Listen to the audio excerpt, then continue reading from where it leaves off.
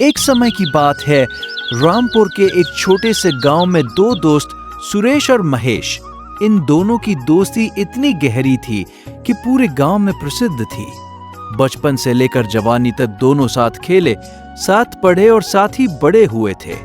गांव के लोग कहते थे कि अगर कहीं सुरेश होगा तो वहां महेश जरूर होगा, और अगर महेश दिखे तो समझो सुरेश भी पास ही होगा। दोनों एक दूसरे के बिना अधूरे लगते थे। सुरेश स्वभाव से बहुत मेहनती था। वो रोज सुबह सुबह उठकर काम कर लेता, कभी खेतों में मजदूरी करता, कभी किसी के घर पर काम कर लेता, तो कभी शहर जाकर दिहाड़ी कराता। उसे चाहे जैसा भी काम मिले, वो कभी शिकायत नहीं करता था। उसका मानना था कि मेहनत से कभी कोई छोटा नहीं होता। वही महेश थोड़ा अलग स्वभाव का था। वही भी मेहनती था, लेकिन उसे रोज काम नहीं मिल पाता था। कभी कभी तो पूरा हफ्ता भी खाली निकल जाता। जब उसे काम नहीं मिलता तो उसके मन में चिंता भर जाती। उसे लगता कि वो अपने घर की जिम्मेदारियां ठीक से नहीं निभा पा रहा है। एक दिन सुरेश सुबह सुबह काम की तलाश में गांव के कई घरों और दुकानों पर गया, लेकिन कहीं से भी काम नहीं मिला। धीरे धीरे उसका मन बहुत उदास हो गया। उसे लगा कि शायद उसकी किस्मत ही खराब है। चिंता में डूबा हुआ महेश गांव के बाहर जंगल की ओर चला गया। वहां की शांति, भेड़ों की सरसराहट और पक्षियों की आवाजें उसके मन को थोड़ी राहत दे रही थी। चलते चलते उसे एक विशाल वृक्ष दिखाई पड़ा। वो पेड़ बाकी पेड़ों से बहुत अलग था। उसकी शाखाएं दूर दूर तक फैली हुई थी। महेश को उस वृक्ष में कुछ अनोखा सा महसूस हुआ। उसे ऐसा लगा जैसे उस पेड़ के पास कोई अलग ही ऊर्जा है। वो धीरे धीरे उस वृक्ष के नीचे जाकर बैठ गया। पेड़ की छाया बहुत ठंडी और सुकून देने वाली थी। थकान और चिंता के कारण महेश को वहीं नींद आ गई। उसे एक अद्भुत अनुभव हुआ। उसने सपना देखा कि उस विशाल वृक्ष से एक दिव्य प्रकाश निकल रहा है। उसी प्रकाश में से भगवान प्रकट होते हैं। भगवान के चेहरे पर बहुत करुणा और शांति थी। महेश डर गया और तुरंत हाथ जोड़कर खड़ा हो गया। भगवान ने मधुर स्वर में कहा, वत्स, तुम बहुत चिंता करते हो, लेकिन तुम्हारा दिल साफ है और तुम्हारी मेहनत सच्ची है। मैं तुम्हारी परीक्षा ले रहा था। अब तुम्हें आशीर्वाद देता हूँ कि तुम्हारे जीवन में तरक्की के नए रास्ते खुलेंगे। लेकिन याद रखना, सिर्फ आशीर्वाद से कुछ नहीं होता, मेहनत भी जरूरी है। भगवान ने महेश के सिर पर हाथ रखा और आशीर्वाद दिया। तभी महेश की नींद खुल गई।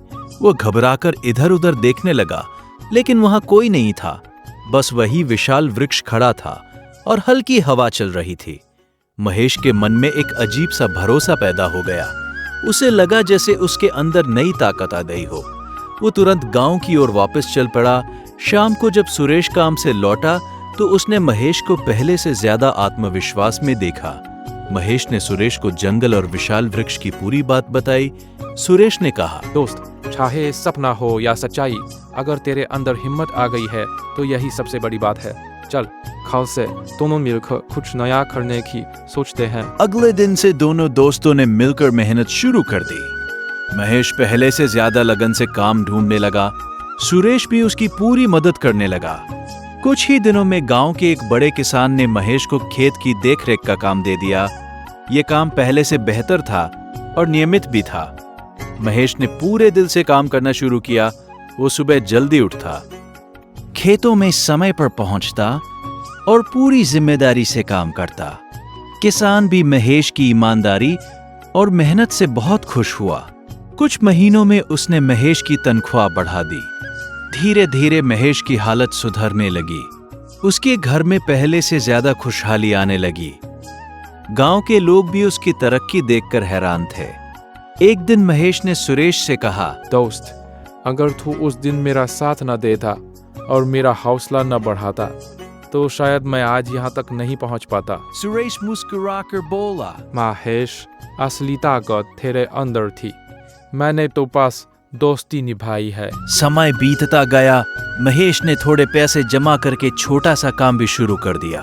उसने गांव में बीज और खाद की छोटी दुकान खोल ली। किसान अब उससे सामान लेने आने लगे।